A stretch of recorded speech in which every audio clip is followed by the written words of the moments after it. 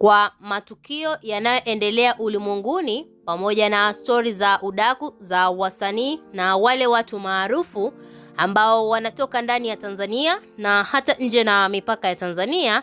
Subscribe chini ya video hii na kisha turn on notification button ili uweze kuwa mtu wa kwanza kupata habari zetu za kiburudani zinazokiki na kumake headline ndani na nje ya nchi ya Tanzania. Bana, moja kati ya story ambayo inatikisa katika mitandao ya kijamii kwa sasa hivi ni story inayomhusu mwanadada Wema Sepetu na Whozu baada ya kupata zawadi ya mtoto. Na Wema Sepetu aliweza kuvumilia kwa kipindi cha muda mrefu ambacho ndani ya haya mahusiano ambayo waliweza kuanzisha na Whozu ambaye kwa jina maarufu watu wengine wamemfahamu kama Dingo, yamedumu katika takriban miaka 4 bila kupata mtoto. Na sasa hivi Wema Sepetu siku ya leo ambaye ni tarehe 13 wameweza kupata zawadi ya mtoto wa kiume kutoka kwa Whozu pamoja na Wema Sepetu. Na taarifa hizi Wema Sepetu ameamua kupost katika ukurasa wa Instagram na mitandao mingine mbalimbali ikiwemo TikTok na vile katika peji mbalimbali.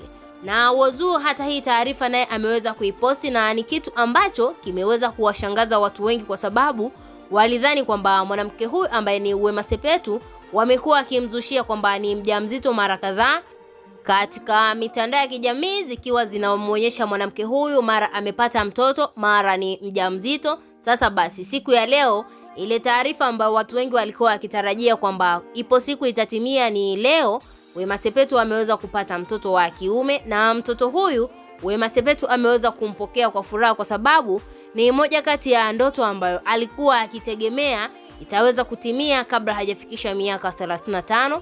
Na hata baada ya miaka kwenda, Wema Sepetu aliwahi kuzungumza neno hili na kusema kwamba kwa sasa hivi yeye ni age go, hatarajii kupata mtoto na haoni kama kuna dalili ambazo zitaweza kumfanya yeye aamini kwamba bado ataweza kupata mtoto. Baadaye Whozu aliamua kukanusha ile sentensi ya Wema Sepetu na kumwambia kwamba yeye atakuwa ni king'ang'a wa taifa, ambaye atakayeweza kumtunuku mtoto. Watu wakamkashifu Whozu na kumwambia kwamba aandike historia kwa sababu watu wote ambao waliwahi kudeti na mwanamke huyu ambaye ni Wema Sepetu hawakutarajia kupata mtoto, kwa sababu yeye binafsi aliwahi kuambia kwamba yeye ana matatizo ya uzazi na matatizo hayo hataweza kuyasolve yeye binafsi.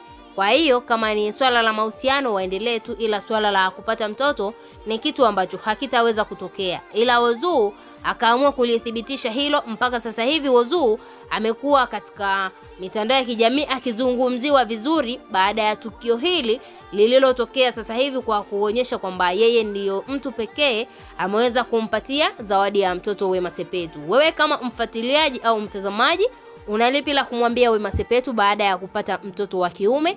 Na taarifa hizi zimeenea katika mitandao ya kijamii. Dondosha maoni yako ndani ya comment section, na vile usisahau kusubscribe, kulike na turn on notification. Ciao.